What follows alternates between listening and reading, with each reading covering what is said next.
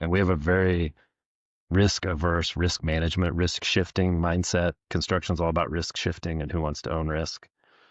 And then the other thing I would tell people in that category is look for risks that you can take that you know aren't as risky as the person thinks it is. So that's how people make money is you just arbitrage risk and you just say, oh, if someone wants to sell this risk, I'll take it, because I have better information, I have better design processes, I have better controls, whatever it is. Just take risk and then reinsure against the aggregate of it because that's cheaper than each individual one. And there's a business, right? Like just get in the middle of it and assume risk in a way that is perceived to be riskier than you know it to be. But we just are afraid to do that. That's what other businesses do. That's insurance. It's not like that's a hard business. It's just a new business, a new way of thinking applying to construction. Yeah, thinking in asymmetric bets. If you have proprietary information and you perceive a risk differently from someone else, then that's risk arbitrage that you can do. And it sounds almost like trader speak, but as an operator in AEC, I think it makes a lot of sense because at the end, in any industry, if you can leverage your proprietary knowledge, assets, data, whatever, right, to sort of arbitrage risk, I think those are opportunities, and those are hidden opportunities, but they're extremely risk-free opportunities by design.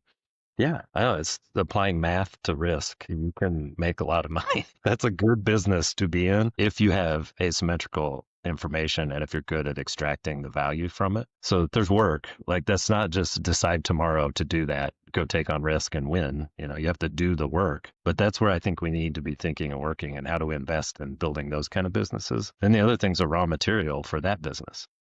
Like then I can't get on enough construction projects because I need the data for the other business. So they feed into each other. Construction gets cheaper. All those things are better. It's like net win. You just got to get in there and do it. It's hard work to get it going. I'm your host, Ritwan, author of the book Data Impact. Welcome to SLASOG, Leaders or Readers. Here I speak with outstanding operators and seminal thinkers to unpack first principles system rethink for data-driven value creation. Dustin is the CTO of Henderson Companies, a building, design, and construction firm headquartered in the Midwestern US. He's working to make software that works better for the AEC industry by focusing on outcome-based design. Dustin, welcome to SLASOG, Leaders or Readers. I'm really happy to finally speak with you. And just to kick it off, right? I mean, you have very thoughtful LinkedIn posts. That's how I initially reached out to you. And what's your sort of fundamental disagreement with the status quo right now? It's a very dynamic status quo, but let's start from there. Yeah. So to start with, like I actually don't think of myself as such a critic. I just feel like there's so much stuff that needs criticized right now. So to start with, I try to be more positive than this, but there's so much noise is my problem. So the status quo is appearing to make progress over progress. And there's just so much money in the system. And so people are trying to make noise to attract money, to build their company, to exit their company. And I would prefer that everybody just focus on value as opposed to noise. So there's just a lot of that happening. So there's a lot of opportunities for improvement. And I guess that's the world I've started living in, as I say, like, I think this should be better. I really kind of, resonate with it. Sort of, I was in college when the great financial crisis happened, but somehow, I don't know, I got really sucked into it. It didn't affect me at all. I was growing up, on the southeastern coast of India. Like it had absolutely no relevance for me. Yeah. And yet I was really drawn into it and the madness, prior to that with the asset-backed securities. And I feel we're kind of in the vibe seems to be very similar. It's very hard to quantify, but the vibe seems very similar somehow. It does. It feels extremely similar where the people trying to speak truth are just labeled as negative. Like maybe there's some negativity happening, but that doesn't mean they need to be demonized. That feels very much like 2007, 2008. Like you just don't get it. Yeah, exactly. Yeah, That's scary, right? Yeah, sometimes you end up questioning yourself. You go like, "Oh, am I really not getting it?" Or yeah, right. But yeah, I mean, to kind of shine the light on you and also understand sort of, how you became who you are today. Like, would you like to sort of share, your sort of origin story, your life story, or the things that shaped you? For me, was things like dinner table conversations. It was the kind of stuff I read, but like, that'd be nice to sort of understand you better. Yeah. So I would say I hope for my kids that they go through life with more intentionality than I did. So I can't say this was like a master plan that got me to this point.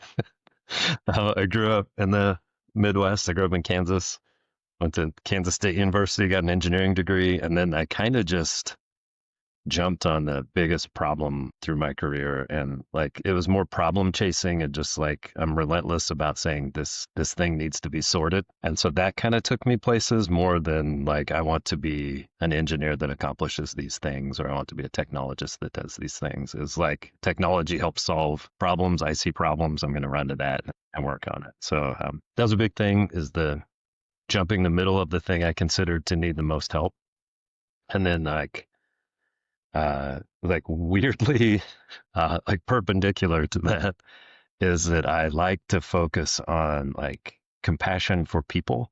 And so there's the technical aspect of problems, and there's the people aspect of problems. And if you look at every problem as like people are genuinely trying to do the best they can, and they're looking at this from their perspective, that's kind of where they intersect. Like, what is everybody's perspective becomes a technical thing you can unpack and start to look at how do you optimize solutions for specific people, knowing that everybody's doing the best they can.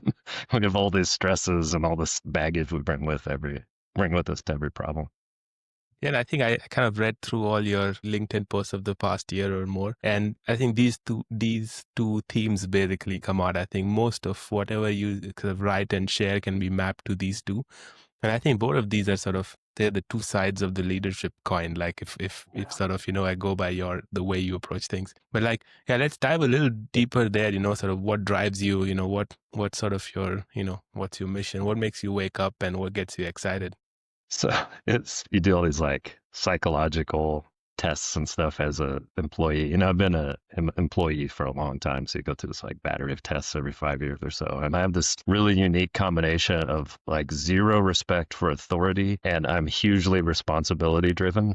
So I'm like just trying to help, but not in a way that always is perceived as helpful. Like my go-to move is always like storm the barricade. Like we got to get in there and take the But fight, but the problem. But yeah, but I'm trying to help. It is a responsibility. Like I wake up every morning saying, how do I take care of? How do I do right by my family? How do I do right by clients? How do I build a business that takes care of employees over the long haul? But I can be kind of an agitator at the same time. I mean, that's fascinating. I think it's like when it comes to picking the barricade and questioning Yeah. stuff, I think that's when you're very kind of first principles and critical.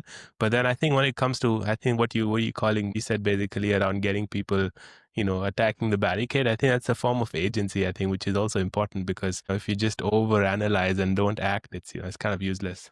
Yeah. Yeah, I agree. I like the bias towards action thing is very important to me. So like have a plan, but get started. Don't Yeah, stay. then this questioning everything, right, kind of really brings me to the first step of what I'd like to unpack, and that is, if you're not very critical, but you have that bias for action, you typically end up running, with the hood, right? I think and that's why groupthink becomes so dangerous, where you just sort of, you follow orthodoxy, you kind of focus on optics and looking like you're doing the right thing, and you're the first guest from the AEC industry and business, and so I'd love to sort of have your thoughts um, on what are what trends are you seeing in the AEC sector? What are businesses getting wrong about data and AI, and how can they sort of be intelligent capital allocators and not end up wasting or sort of spreading their money over a whole bunch of tech trends or hype. Yeah, that is the problem. So AEC is architectural engineering construction. Generally, it's just building things to support other businesses. And our biggest issue as an industry is that we just don't understand the technology very well. And it's not like a criticism. We understand lots of complicated things. We just haven't had to do this. Or like financial industry and healthcare and other industries figured out there's money to be made by leveraging this. So we're going to do the work to figure out how to leverage it. And we just haven't had to do it yet. There was enough money to be made doing things the way they've been done that everybody's kind of stayed in that. And so I think what it causes us to do is we assume everybody else is doing easy things, right? Like they got here because it was easy and there's a thing you could buy, a thing you could subscribe to that shortcuts the work. And the reality is it's streamlining processes, organizing data. There's like all the fundamental blocking and tackling things still have to be done. It's just not a shortcut. So I think that's the biggest thing we miss is we're looking for technology to solve process issues and then wondering why technology isn't working for us. It's just we've got to work on the processes. And it's boring, it's hard. That's the grind, but that's where you make the money is in the grind. Yeah, like you say, I think if you can buy it off the shelf, so can everyone else in the industry, and Yeah. then that edge is competed away overnight. And so you can have these plans of, oh, if efficiency in this process goes up X%, it's going to pay for itself in 5 years or whatever. But that's never going to happen because everyone else is also going to buy Yeah. it, and then you're never going to, it'll never pay for itself. Yeah, and that margin just passes to the people that built the software. So like nobody is clamoring to lower fees. That would be one thing. If we were going to lower fees and pass the savings to our clients, maybe there's value created there. But what happens is it just shifts fee to the people who built the software. Everybody uses it. And now you're all just in the same spot with less margin. Exactly. Yeah, and you basically sort of gifted your Yeah. margin away to someone. So I guess, as a first step, it's important not to just sort of commoditize your margins, right? And to sort of protect your margins so that you can then use them to allocate intelligently to actually create value for yourself. Yeah, and I think one thing we're missing is going outside of the current revenue stream. So like the extreme version is, like Google doesn't charge you for Google search because they're making money on things around it. Our whole business is like, how much could I charge for search, basically? Like how much would people pay for this? We stay in one thing. Mhm. And I think there's a lot of opportunity to use the thing we've been doing as like a resource for other lines of business. That's the companies that are thriving are starting to do that. Like, how can I use this data as a source to create new products that actually create value that people will pay for? Yeah, and I think there's so many options there, where you reverse the flow of physical goods if you reverse the flow of data, and then, you basically end up selling the insights you've got by selling material to your customer the other way. And that would be a sort of linear, reversing of the flow of information Yeah. versus the goods. Or, you have non-linear approaches where you start, matching different people in your ecosystem and so I think that's where I think the opportunities lie, and not in trying to squeeze out a few percent of efficiency in some Yeah. tiny process somewhere. Yeah. I give this talk at a company meeting that was, we're all engineers. Not all of us. A lot of us are engineers. The ones that aren't are some other technical professions. We're all technical. It was about using vectors. Like there was, momentum in your company and profits. And you can't just focus on driving profits because you lose momentum and then you have nothing to create profits for the next year. And so efficiency things create no momentum, right? You have to have things that are innovative or create momentum in the company and drive profits, because those efficiency ones just get eaten up every year because everybody else figures it out. And then you're just paying that money out to software companies. Yeah, and efficiency is very often not really proprietary. And if it's not proprietary, it gets competed away. And I think the other thing is efficiency is a very supply focused way of looking at business. And Yeah. the opportunities are on the demand side. I think the latent demand, and I think we'll come to that at the end, which is, what are the hidden opportunities in AEC? But an excerpt from one of your LinkedIn posts I want to read out to you and just have you riff on. So it says, one of the most alarming trends to watch is how humans are altering their speech patterns to sound like AI, or even their writing for that matter. Please don't normalize your thought through an AI homogenizer. Yeah. Yeah. Uh, Yeah, like everybody's afraid to be weird. Like I don't want to hang out with people that are like the generic version of all people. It's not interesting or challenging. Like the only thing left, like the core part of humanity is the weird part. Like people need to lean in to just do your thing. Don't try to just be what a computer could be, because that's like trying to train yourself to be a robot, right? Like it's just taking the humanity out of who you are. So that's what I notice. Like AI is like the most boring person at a party, right? That just says all the right things and never has to walk anything back, never says anything that is controversial, but it's just the generic meat of conversation. I mean, it's fine, but it's not interesting. Yeah, because I mean, it's not, yeah, it's really just sort of like you said, it homogenizes and it's like an average. And your value add as a human, when there is such a nice average, actually a pretty decent average to be fair, right? Yeah. I think it's a pretty decent average, but then your value add as a human is sort of your creativity and your analytical value add, right? And that's where you shine. And Yeah. if you let that go, and especially not how you express yourself too, right? Because if everyone's just writing the same style, it's just, Dude, I just put a post up that was like generic LinkedIn post. It's seriously, it's 75% of posts follow that format. And including the like, it's not that, it's this kind of turn in the middle. I was like, why are we creating all of this content? Like, who's this benefiting? You know?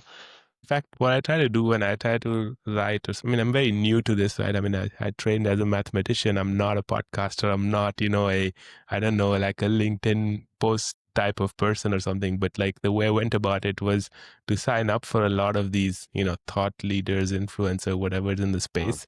And then I try to do the opposite, like not opposite, but like something contrarian, because I go like, okay, if everyone else who's trying to do this is following their advice and they seem to be popular or seem to have big followings, let me do something different, because the whole point is differentiation, right? Yeah. The point is not to do the exact same thing. Yeah, I will say I don't have a big following and I'm not that popular. If that's your goal, do what I'm doing. Yeah. Yeah. I think I think the 1,000 people, that I get on a post. So I'll get 25,000 views instantly on a job posting and Mhm. I'll get 1 to 4,000, like very small numbers on the posts I actually put out. But I think they're real people who actually look at it and I interact. I have these kind of great conversations. To me, that's just way more valuable than how many views can I get on a post.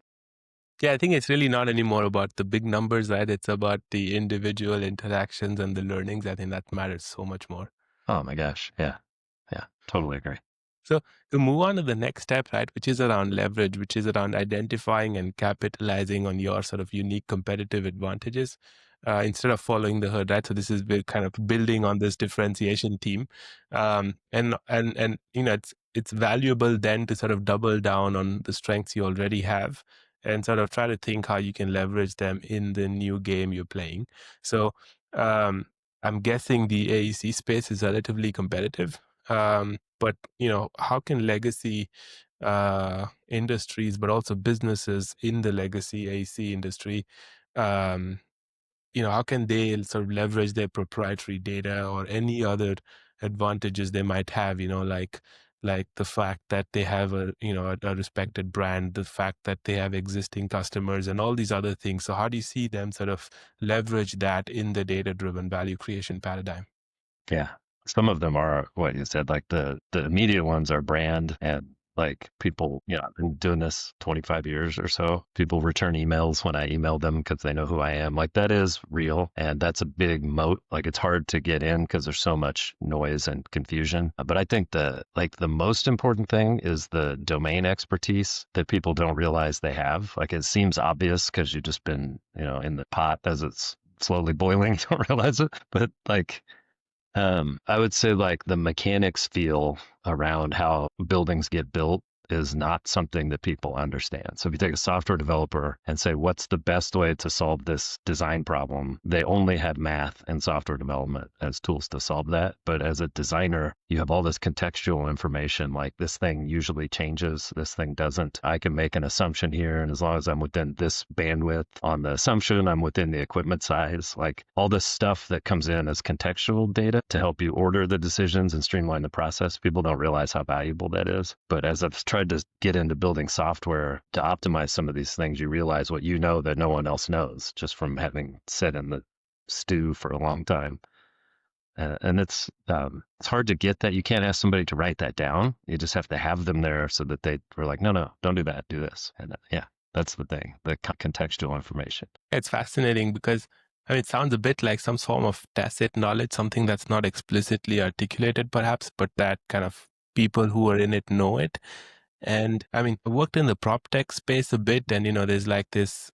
Just because you're sort of digital native, you assume that you can move very fast in the overall built environment space, but it's never happened. Like having worked like half a decade in different roles, at the end as CTO, I think the industry has a certain cap on how fast you can move, and it's not pure play software. And I think the mature operators understand that. And then, but the advantage is that it's also something solid. You can't vibe code a building. Yeah. This stuff is, this is hard and this is solid. And so I think if I take a step back as a non, construction engineering, kind of, let's say, civil engineering guy, if I take a step back and I look at this and I kind of look at a building like a physical product, and the AEC as like the manufacturing process to get there, like from design all the way to getting it in the hands of the customer. What you see in many B2B industries that do that, like for example in chip making, this silicon wafers, etc. What happens there is it's not just about making the lithography machine. It's also about learning how to run the lithography machine in a fab. And my feeling from what you're saying is that there is all this tacit knowledge, which is your moat really, right? Which is that, it's not just reading something off the paper and just blindly executing. It's all these mini trade-offs around. It's the craft of the trade-offs that you can't find anywhere. Right? Yeah, 100% correct. And it's also still, it's a machine, right? And you need mechanics who understand, like, the machine can do this. It's not built to do this, but it can do this. And there's just like running the little seams in between things. That's like a good project manager or a good engineer is just like a step ahead all the time. And they are ready with the answer before you had the question. And that's just really difficult. And it just comes from experience. It comes from being yelled at and disappointing people and cost overruns and all these things. And I know that sounds like an old person, shouting at a cloud, but there's still some of that. It's just really hard to define what good is. And so you need these people who have relationships with other people to say, like, I'm going to point the machine in this direction because it's going to end up where you want it to end up, even though that's not exactly what you asked for. Yeah, and I think if I read again one of your LinkedIn posts back to you, so you say, we lack a common knowledge when applying computation to building design. I firmly believe that once you understand the power of applying computational thinking and automation to the design process, there is no going back. Yeah. And I think there's a quote from my book that you also posted about, which is, our ability to build a layer of abstraction, an empirically valid, well-defined mathematical problem, is now the key to unlocking optimal solutions by leveraging the vast data and computing at our disposal. So you want to sort of unpack that and riff on that? Yeah. So that's like a big Richard Feynman fan. Like, that was his thing, is he could say this problem is similar to that problem. And so the math for this thing probably works on this thing. And it's just really interesting if you step back and look at how we design buildings, the problems all kind of rhyme. You could say, like, this doesn't have to be quite so unique. So if you can abstract that into this, that's an optimization. That's pathfinding optimization. So we could worry about where the endpoints are, but let's not worry about how to find the most efficient path. That's solved. And then we could talk about, well, what makes a good solution and what are the weights in this optimization algorithm, but that's different than how are we going to solve this problem? Like, it's a pathfinding problem. So you're routing pipe, you're routing duct, you have a conduit. Those are things that have paths in space. So let's focus on the constraint part and just not argue about how we do it. I just think that's super underutilized. Everybody gets into their little thing and they're like, this is the only way to do it. I'm like, yeah, it's really similar to what that guy's doing. And he's faster. So what can you learn from that? Yeah, I just think that's an underutilized thing, is looking for patterns in how you solve problems, as opposed to just saying, these are the steps to solving this problem. How do I take labor out of the steps? Does that make sense? The difference? Yeah, and I think it's probably really working around defining the problem and spending time understanding and building a common understanding around the trade-offs, right? That matters a lot, because post that, the rest you have computers to do, right? You don't have to. Yeah, and you need to be able to say, like, I have network architecture, I have circle packing, and I have pathfinding. Like, those are solved. Those are off Things the you can shelf. do, right? Yeah, like, you apply algorithms to solve those, and then they get better over time, and you can find slightly better solutions. But you need to be able to tie those solutions to problems instead of just saying, this one's totally art. You're like, well, there is art, but it's also a lot of math. Like, which one uses the least sheet metal is not art. That's just math. Yeah. You can figure that out. Yeah, and I think so. The ultimate the ultimate sort of problem to start out is sort of setting a North Star metric, or some way to quantify the value delivered. And I think in legacy industries, I've seen a lot of people, like extremely smart and competent operators, obsess about EBITDA. And in the industrial paradigm, it makes sense because you sell something at a certain price, you have input costs, etc. And so Yeah. EBITDA is a sensible metric, and at the end, that's what drives what's in your ends up in your bank account. But in the digital or the data-driven digital paradigm, like replication costs essentially tend to zero, etc. And so there is no notion of, okay, this is my input cost. And so it makes a lot more sense to try to quantify the value you deliver to your customer in some form, and have that as a leading metric, because you want to be able to react to changes. And so in the AEC industry, like how do you think leaders should think about defining a North Star metric?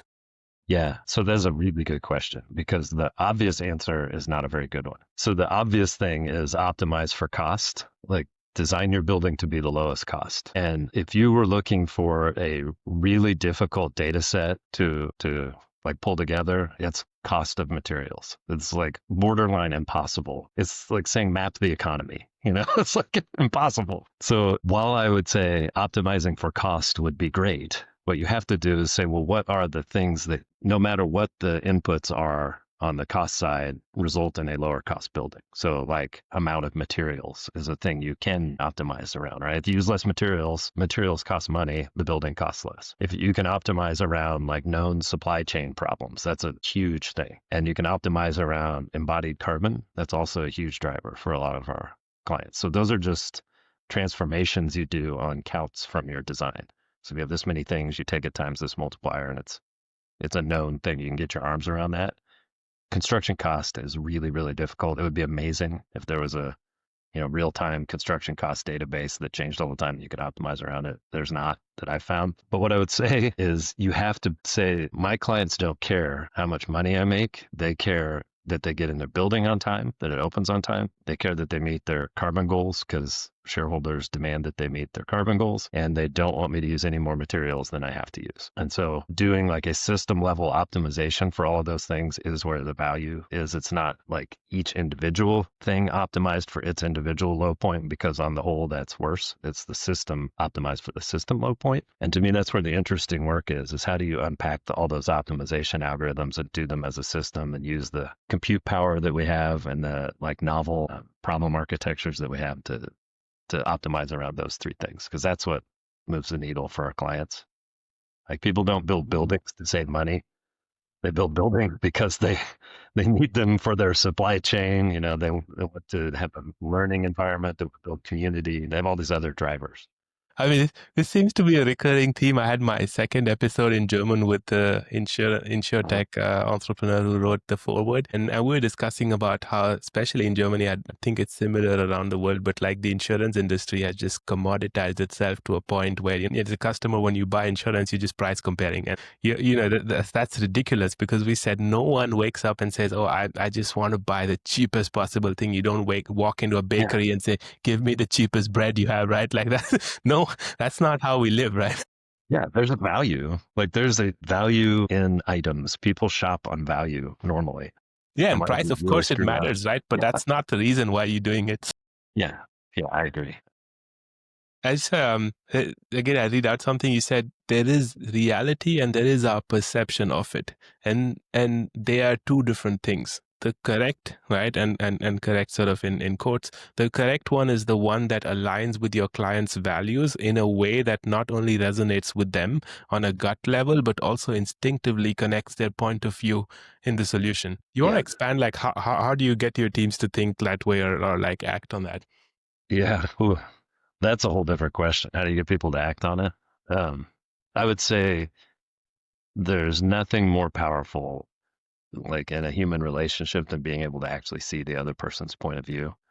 And sometimes that's super difficult. Sometimes, and when we're talking about building design, it's a little bit easier than like, emotional relationships. But what I meant with that post was that it doesn't matter what you think the right solution is. What matters is which solution best fits what they think is the best solution. So I take a lot from like Buddhist thinking on that. Like, don't think that the way you see the world is is reality. There's something else out there that's also influenced by everybody else's point of view. And when you're selling a design to someone, you like damn well better take their point of view. They're the ones who are going to judge whether it was good. They don't care what you think. So I try to talk about what's important to clients. I try to talk about the fact that it's important to care about it when you're working, and that like your efficiency is like fifth on the list in terms of reasons we do things. But getting that to sink in is not something you can just make happen, right? You just have to create the environment where somebody could choose to care about somebody else's point of view. It's like just everybody has to make that personal choice. So it's And I kind of think it's not something that happens bottom up. I think that's something that, yeah, that is a leadership priority, and that you have to focus on sort of getting people to care about and think about and building the environment so that yeah, they start caring about it. yeah. That's super difficult to move people to action. It's the whole like it's another Buddhist thing to like, when the student's ready, the teacher appears. People just have to want to hear that. And so you just keep saying it and you get one person out of 1,000 every day and you know, And eventually yeah, and sometimes that's all that's needed, right? I think yeah, sometimes you have that serendipity where, it's just the right person at the right time, and that has a disproportionate impact. There's one thing that stood out to me that I wanted to understand, which is, you say we talk about mission a lot on our team. Our why on the technology team at Henderson is this: we are building a machine to fight climate change. yeah, That's, I think, as North Star metric goes, I think I can't think of something better. And so yeah, how did you come up with that? And how do you, I think you make sure every intern, every trainee, everyone sort of hears this and understands this, right? yeah. Two different things. So I make sure everybody hears it. It's like I can't control how it lands. I think ultimately, if you're doing that, like if you're working on things that affect climate change, it's kind of like uh, there's no negative, right? Like there's no version where we build buildings that waste money. There's no version where we choose a more expensive option. So what I'm saying, given the fact that we have to be good stewards of clients' money, what we're doing is saying, let's build buildings that have less embodied carbon, that use less energy, that have less transport in the materials. And those are math problems. And we should be able to build the building our clients want within a budget they can afford that also solves those problems. Like the technology exists. To pretend that it's too hard is just unacceptable. So that's why I say, like, what we need is the machine. Because I think if you present answers to people and if you say these two things are cost neutral, this one saves energy and doesn't, it has way lower carbon to construct, they'll be like, okay, do that. And they just do that over and over again. And you end up having this massive positive net good impact on the world. It's a machinery problem, not a will problem. People just believe it's too hard. So if you can get rid of that, and if you can just make it easy, then that's how you create progress. Yeah, that's fascinating. And I think what I can, like, I mean, my understanding from outside the industry is that complexity is a big thing because buildings, especially large ones, are complex Yeah. products or structures, if you think about it. And there's something I learned when diving deeper into lithography machines, the machines that sort of measure and get the silicon wafers made. And the chief technology officer, or the former chief technology officer at ASML, Martin van der Brink, in every meeting with engineers, he would get up and say, if you were to build something equivalent for yourself, would you make it that complex? Because he says our machine is already very complex, right? Like Yeah. I need to make sure no additional complexity gets added. And I think a lot of people don't realize no one wakes up in the morning and says, oh, let's increase the complexity, right? Complexity is born through problem solving. You're trying to solve one thing, then you solve another, but you don't have that bird's eye view. And so over time, the costs of complexity stack up. And so what I argue is that it has to be an executive priority because complexity is like a forcing function that has to come from the top, because the bottom up problem solving healthy mechanisms are the cause of complexity in the first place. I agree with you. So that is the counter argument to my whole thing around let's make it easier to think about climate change and the impacts of our design. So what that means is I'm not an idealist. I am very pragmatic about it. And so anytime you can remove complexity and you get 80% of the good, you just keep doing it. And you never make it about 100% of the good on any one step. And what you end up with is actual results that move things forward. And if you keep doing that, eventually you get very close to the 100% good. But if you try to optimize each little step and you make it so complex and you say, thou shalt never do this, those things become real problems and it sucks all the energy out of the room and you can't make any progress. So I'm very pragmatic. I'm an engineer. I'm also a person who cares deeply about affecting things that solve real problems in the world, and I don't think those have to be different. And I'm not a person who excuses, not tackling the hard problems just because you don't want to tackle them. Like I go after hard problems, but I think you can get, 80 to 90% of the way there routinely, and you make real progress and you build buy-in, and you're not creating all these things for people to argue against. Yeah, and I think again, you wrote something like you said, that's where the creativity actually lives, on the far side of complexity, not before it. When you say the goal isn't to make the design space simple by ignoring complexity, it's to make it clear by engaging with it deeply enough Yeah. that what matters comes into focus. Yeah, that I deeply believe that. I think people are scared of complexity. And if you have one or two people deal with complexity and figure out where the path is, then it's not complex. But if you just say, I don't know, just guess, that's just simple. It's not clear. And I'm trying to push through that and say, there's a really good answer that makes this a lot easier, but don't give up, right? We got to fight through the complexity and then we'll get there. Just because it's complicated doesn't mean it's not worth doing. Don't stop in the middle. That's what a lot of people live in the complexity. That's not good. But push beyond. Yeah. And I think then, as sort of a next step, is optimize, right? Which is like cultivating an empirically valid worldview and to improve decision making through that, right? Because we have data, computation, etc. All of that's getting cheap and easy. And so, can I just read out excerpts from what you've written, and then be nice if you could sort of kind of build them into a whole, right? So you said it's interesting to watch in real time as design firms choose a path between adapting their business strategy to leverage technology or using technology to optimize within their current strategy. So not taking a step back and sort of trying to squeeze something into an existing structure. And the other post was, creativity isn't what happens when you're free from constraint. It's what becomes possible when you instinctively understand the constraint. Fluency happens when the structure of the problem is so well understood that the next step feels obvious. I think that's so profound. Mhm. Yeah. Thank you. Yeah. That's the whole, I said it already, but the mechanics feel, right? So I'm a big runner, and if it's icy or muddy or whatever, you don't think about where your steps go. Like you'll fall down, but each step is on a spot where you're not going to slip, or you like, oh, there aren't any, I'm going to stop. And the problem isn't that it's too difficult. The problem is that people overanalyze each step and don't just think about, what am I trying to accomplish? Like if I abstract all the complexity away, what am I trying to accomplish? And then what's the path that gets me there without engaging in all this nonsense and complexity and getting bogged down by it?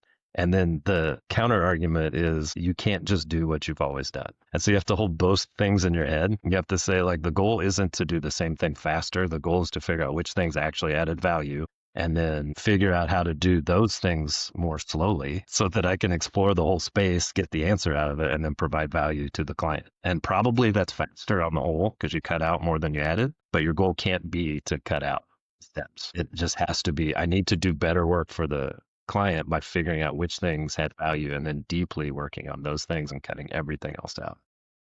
It sounds a lot like, slow is smooth and smooth is fast. Yeah, it's exactly that. It's exactly that. They're like playing the piano. Like if you're trying to learn how to play the piano, you don't just try to go as fast as possible, right? You find the parts that are interesting and hard and complex and you work on those and then you stitch them together. And I think something that captures this spirit is you wrote, no amount of marketing you could ever throw at something that is not integrated into your product will be as effective as your product doing a good job with features, hitting the right users with the right message and the right value at the right time in a native way to the core feature set of the product. I think that was a quote from an Acquired podcast, I think. Either that or it was so heavily influenced by something they said that I should attribute it to Acquired. But what I mean by that is that people in the service industry forget that they have a product. And so it sounds like I'm talking about software there. And, I am. That's how people approach software. But you have to say, this service we're providing, these building designs or construction management or whatever, that is a product people are consuming. And how do I add features to our product? How do I make a portal where people could access information about the service entrance size of every building they built or something? It's like pulls people in because they want that information. How do you do that? How do you add features to your product in a way that drives usage? That's so much more effective than we built another building. And you have to keep doing we built another building marketing, but you should be saying like, here's this thing we created that helps you do your work of delivering, widgets to people within a day of them ordering it, or creating schools where kids can learn. Or like, we added this thing to streamline your work. Those are features that are way more effective and way easier to market and build your brand way faster than just talking about yourself. Yeah, I think what you're saying is like, if I look at two buildings, yes, that's the outcome. Yeah. But the way they got built is, I think, the value you bring, right? Like, and I think that is the product, is like this process or whatever, like, or this sort of meta sort of process system, whatever you want to call it, that lead to this building being built, because the building itself being completed in itself does not differentiate what you've offered. Right. And think also, if you're building software, you own and maintain that software forever. So you put things into it that make it easier for you to own and maintain it. If you're designing and building a building, typically you're also not in charge of owning and maintaining it. But if you think about it as if you were, you would build platforms that allow you to navigate all the information, or like build things that allow somebody to actually utilize this asset over time, instead of just saying the endpoint was, I gave you instructions for how to build your building, right? Like, that's just a different mindset. So those are all features you add into your product. So how do I get downstream and continue to be helpful? Not to extract money, but to add value. And then you make money because people want to pay for value. Yeah, and I think this sort of this is something I really saw physically. Was it like 10 days ago? I was in Heidelberg, and there's a glass building, a former headquarters of a company that sort of basically went bankrupt afterwards, but they built this 10, 12, I don't know, story sort of imposing structure made of glass. And it was built, I think it was conceived and built so badly that the running costs were like $1 million, which is ridiculous. And so like, if you don't know all of this, you see this building and it looks like any other office tower, and then you realize, oh, okay, this thing is a complete disaster.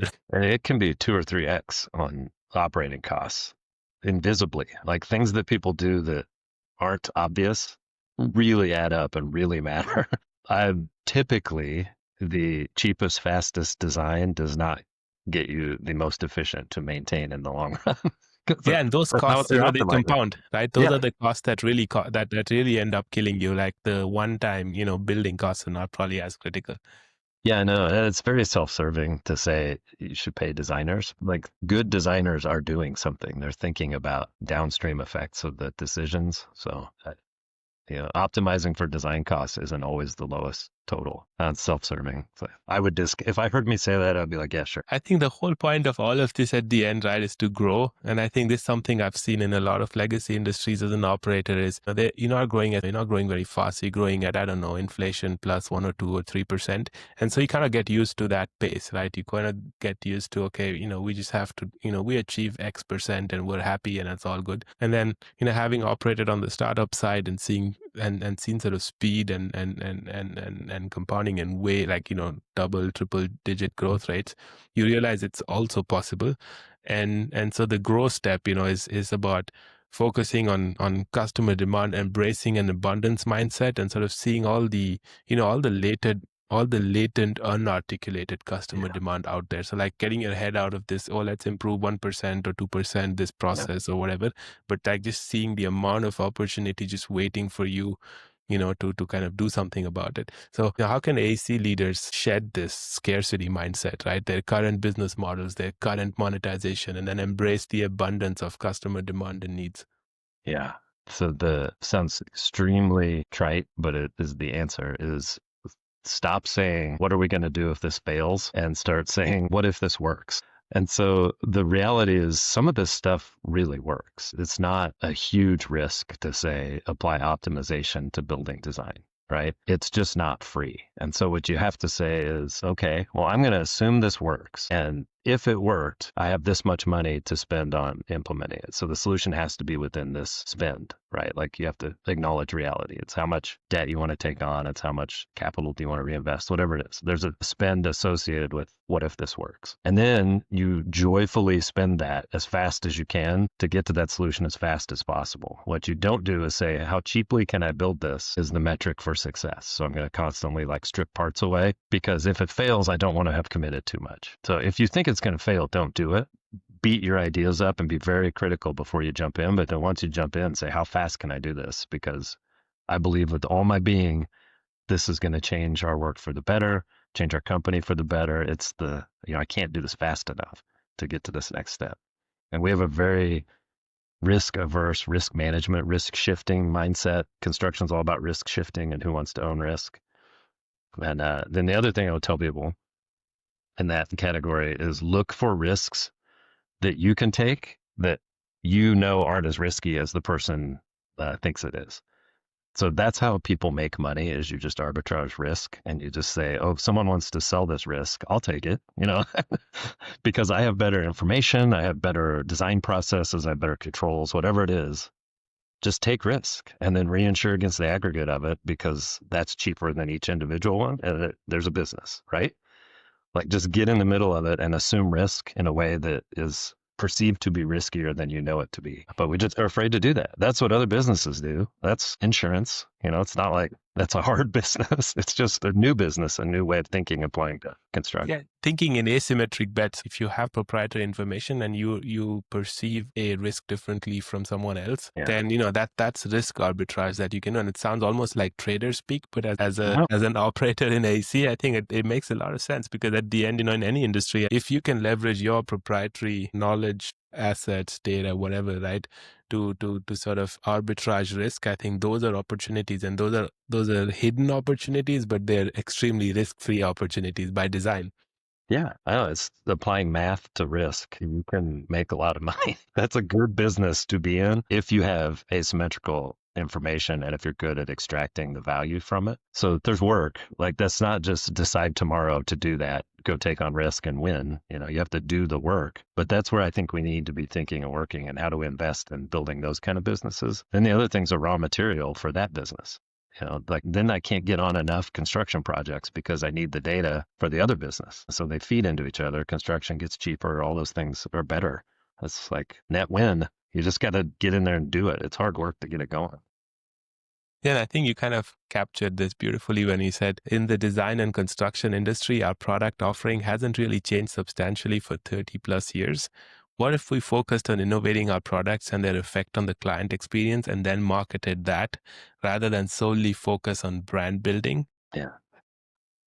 Yeah. It seems like I respect people who do marketing. It seems like I'm down on marketing. I'm just saying we're marketing the hardest thing. We're making them do the hardest thing. What if we said, okay, we'll participate in this as an industry. Let's make our product better and give you a great story to tell, instead of just saying, do the best job of telling the same story everybody else is telling, which is what people are doing. There's excellence out there and that's amazing. But let's help as designers and engineers. Let's get in there and make the story better, make it easier to sell. Yeah, no, that's fantastic. And I think that's what also then ensures that you don't have any tension between marketing and technology and everyone else, right? Because if you're aligned on this, then, Yeah, there's, like the iPod or whatever is the classic example. There were a lot of versions of that weren't very good. And it's not that they weren't marketed well, they just weren't as good of a product. So it's just way easier to do an amazing job marketing an amazing product. Yeah, I've heard that from so many CMOs who say, we're so lucky because we have an amazing product and it's a joy to market it. Yeah. I can only imagine. Like, I'm just saying we need to do our part, not the marketers need to get better. Yeah, I know, but this was a lovely discussion. Thank you so much. I really enjoyed it. And yeah, thanks for coming on SlashSog, Leaders and Readers. Yeah, I appreciate your interest in this industry. It's not something people really get into a lot. I think there's just a lot of opportunity to apply proven ways of like creating value to a new industry. So I appreciate when people from outside construction come in and ask questions, because I think we have a lot of opportunity here. So I'm glad to be on here. I thought it was really fun. Yeah, thank you. If you enjoyed this conversation, make sure to subscribe on slashog.substack.com and on YouTube, or wherever you get your audio podcasts. See you on the next episode.